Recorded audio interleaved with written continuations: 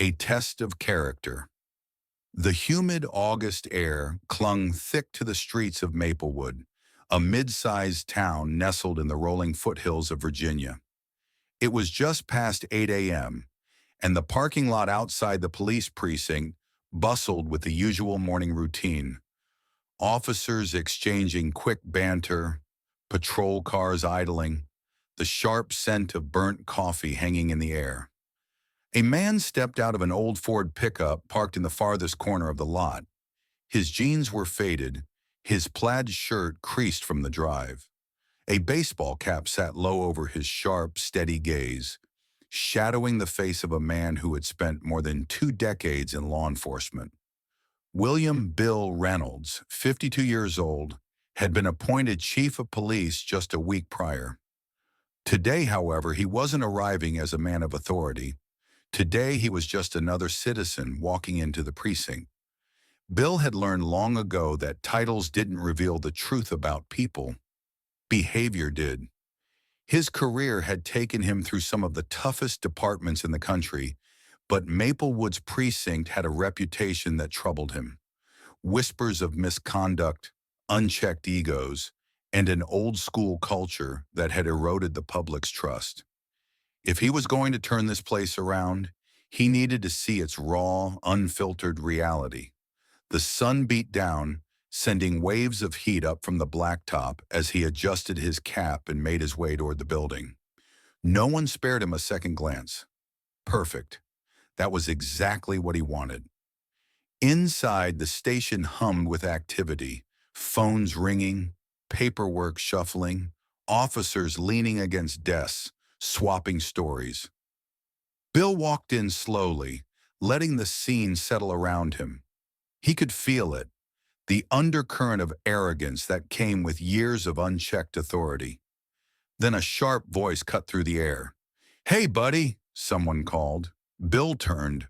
A tall, broad-shouldered officer with sandy blonde hair and an air of cocky self-importance approached, arms crossed. His badge read Sergeant Rick Holloway, a 38-year-old officer who had spent most of his career in Maplewood. "You lost?" Holloway asked, his tone laced with condescension. Bill met his eyes but said nothing. Holloway's smirk deepened. "Let me guess, you're looking for the shelter down the street?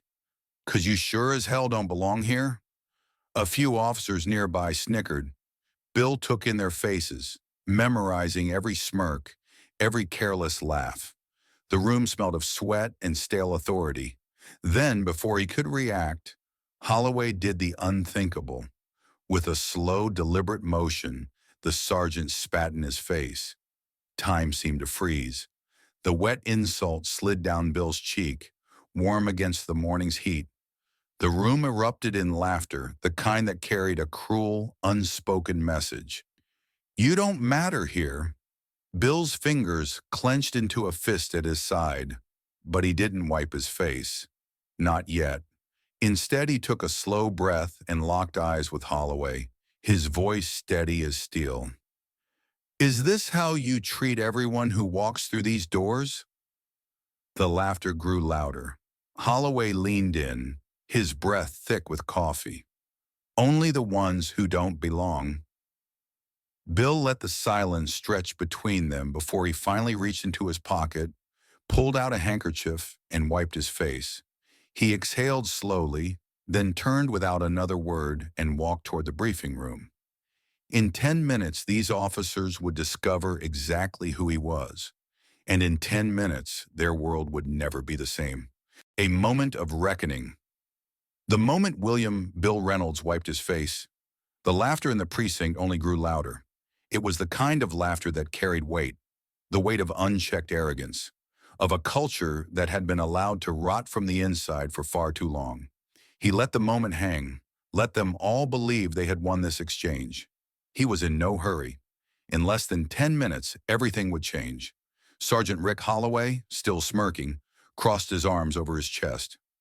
"Did you hear me, old man? I said get the hell out of here." Bill met his gaze, unwavering.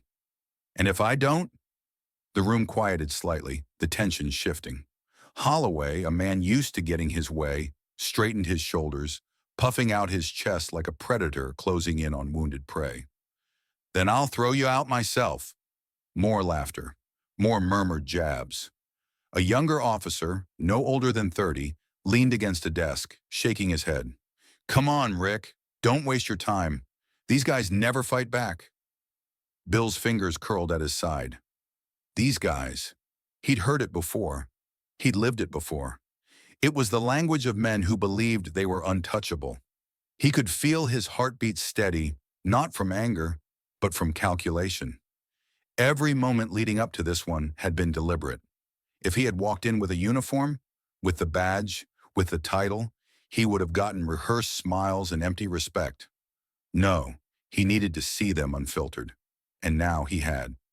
"I'll go," Bill said finally, his voice quiet but firm.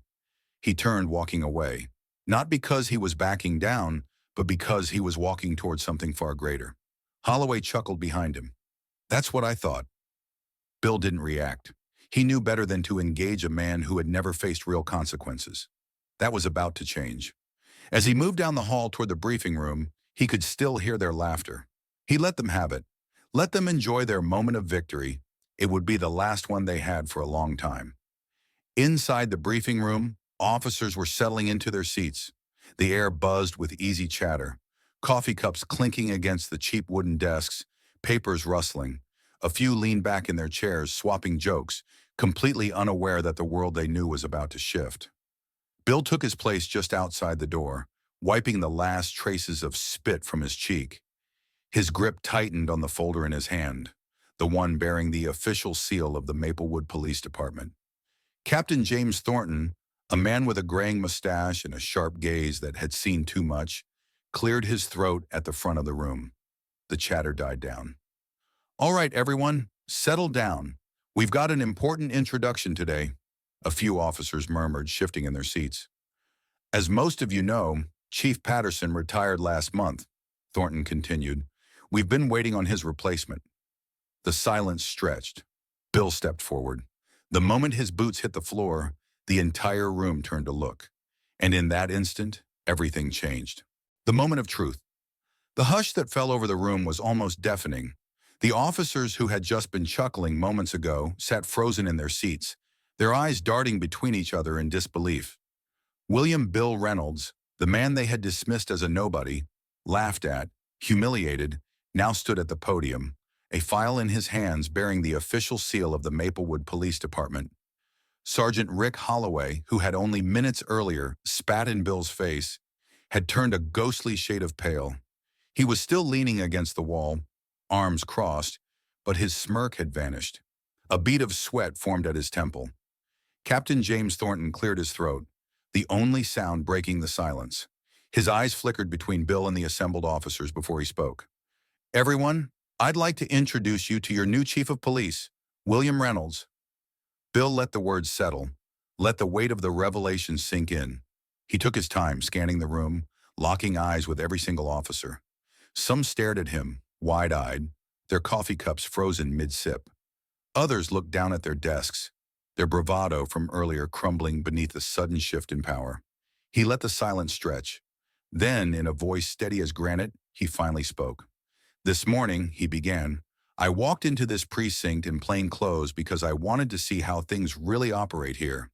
Not how you act when you know the chief is watching, but how you act when you think no one of importance is." The room remained eerily still. No one dared to move. "What I saw," Bill continued, his gaze settling on Holloway for just a beat longer than the others, "was eye-opening." A muscle in Holloway's jaw twitched. The man shifted uncomfortably, his arms no longer so confidently crossed. Bill took a slow step forward. "I saw officers laughing at what they thought was just another powerless man. I saw a culture where respect is given only to those who wear a badge, not to those we are sworn to protect. And I saw something far worse." His voice grew sharper. "I saw a man who took an oath to serve and protect, spit in the face of another human being. Not because he had done anything wrong, not because he had broken the law, but simply because he thought he could." The weight of the accusation pressed down on the room like a lead blanket. Some officers shifted in their seats. Others stole glances at Holloway, who was now rigid with discomfort. Bill took another step forward, his voice unwavering. "Let me make one thing clear," he said, his tone like iron. "That ends today." Holloway swallowed hard. "This department has a choice to make," Bill continued. "You can either be the officers the people of this town deserve, or you can be part of the problem." Then in a voice that carried the weight of finality, he said, "As of this moment, Sergeant Holloway is suspended, pending an internal investigation."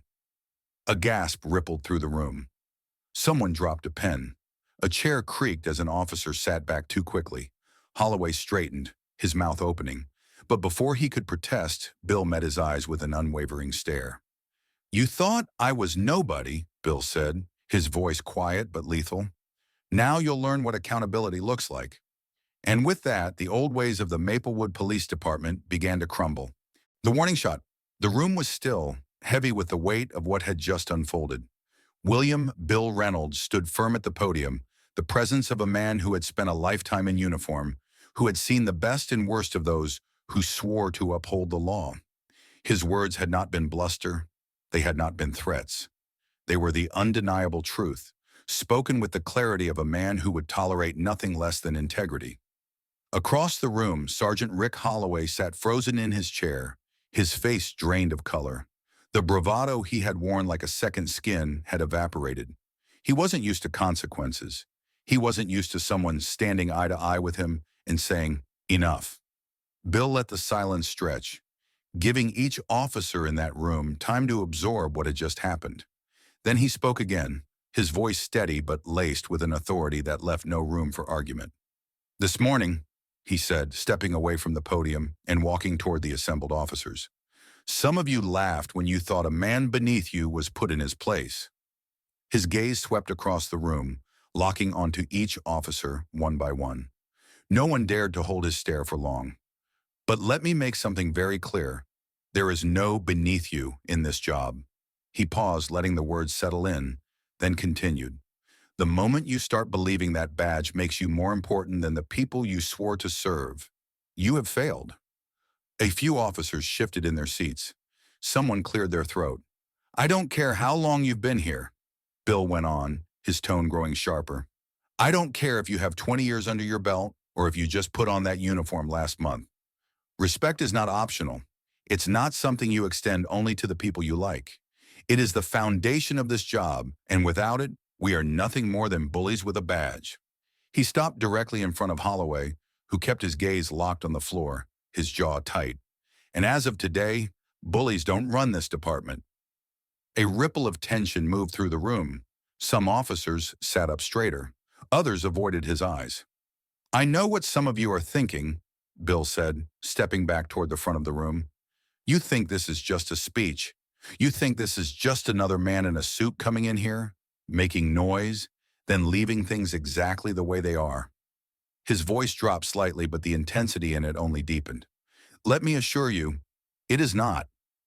He turned back to the podium, picking up the folder he had placed there earlier. He held it up for them to see. "This," he said, "is a full-scale review of every misconduct complaint filed in this department in the last 5 years. Some of you have nothing to worry about. Some of you have a lot to explain." The silence was suffocating. "I believe in second chances," Bill said, his voice softer now, "but I do not believe in blind forgiveness." He placed the folder back down. "You want to wear that badge? Then earn it." Then he gave one final warning. "If any of you believe you can't be part of this change," he said, "I suggest you turn in your badge now, because this department is going to do better, and I will hold you accountable." With that, he stepped back, crossing his arms as he scanned the room. "Your move. Breaking the cycle." The weight of Chief William Bill Reynolds' words lingered in the air long after he left the podium. Officers remained seated, some stiff-backed with discomfort, others staring at their hands, deep in thought. A few exchanged uneasy glances, realizing perhaps for the first time that things were about to change, whether they liked it or not. In the days that followed, that change took root. Bill didn't sit behind his desk issuing orders from a distance. No, he was present. He walked the halls, stepped into conversations unannounced, and paid close attention to the officers who had once been so comfortable laughing at the expense of others. Some met his gaze now with quiet respect. Others avoided his eyes entirely, still adjusting to the reality that the man they had mocked now held the power to shape their careers. Sergeant Rick Holloway was nowhere to be seen. His suspension sent a message that rippled through the department like a shock wave. For years, officers like him had been shielded by a culture that turned a blind eye. Not anymore. Behind closed doors, Bill pored over every misconduct complaint, every grievance swept under the rug. The thick files stacked on his desk painted a troubling picture. Officers with a history of excessive force, discriminatory language, abuse of power. It wasn't just one man. It was a system that had allowed this behavior to thrive unchecked. That system was about to be dismantled, but not everyone resisted. One morning, a knock at his office door pulled him from the depths of his paperwork. Standing there, her posture tense but determined, was Officer Lisa Morales, one of the department's younger recruits. "Chief," she said, her voice steady, "I need to speak with you." Bill gestured to the chair across from him. "Go ahead." She hesitated only a second before sitting. "I've been here 3 years," she began, "and in that time I've seen things I knew were wrong. I laughed when I was expected to laugh. I kept my head down when I should have spoken up." She exhaled sharply, her fingers tightening around the brim of her cap. "I want to do better." Bill leaned forward, his gaze steady. "That's all I ask." A flicker of relief passed through her eyes. She wasn't the only one. Over the next few weeks, others stepped forward. Officers who admitted they had been silent for too long, who wanted to serve the community with honor, not fear. It wasn't easy. Change never was. Some officers pushed back, filing grievances against Bill's policies, claiming he was too strict, too unforgiving. But when the internal review exposed the depth of misconduct, their protests fell silent. Holloway's appeal was denied. His record spoke for itself. Years of unchecked aggression, ignored complaints. For the first time, the department held one of its own truly accountable. But Bill knew this wasn't about one man. It was about a culture, and that too was beginning to change. A new dawn. The Maplewood Police Department was far from perfect, but it was undeniably different. The toxic laughter that once filled the halls had faded, replaced by something else. Cautious respect, quiet determination, and in some cases, hope. Chief William Bill Reynolds knew change didn't happen overnight. It wasn't in a single speech, a single action, or the suspension of one bad officer. It was in the small victories. The officer who hesitated before making a crude remark, then thought better of it. The recruit who once feared speaking up but now did. The slow but steady shift in how they saw their duty, not as enforcers of power, but as protectors of people. One afternoon at a community event, a boy no older than 10 tugged at Bill's sleeve. "Are you really the police chief?" the boy asked, eyes wide with wonder. Bill crouched to meet his gaze. "I am." "My dad says the police don't care about us." The boy's voice was quiet, uncertain. Bill's expression softened. "I can't change what happened before," he said, "but I promise you this. We're working to do better, and if you ever need help, you come find me, okay?" The boy hesitated, then nodded. For the first time in years, Bill felt something stir in his chest. Hope.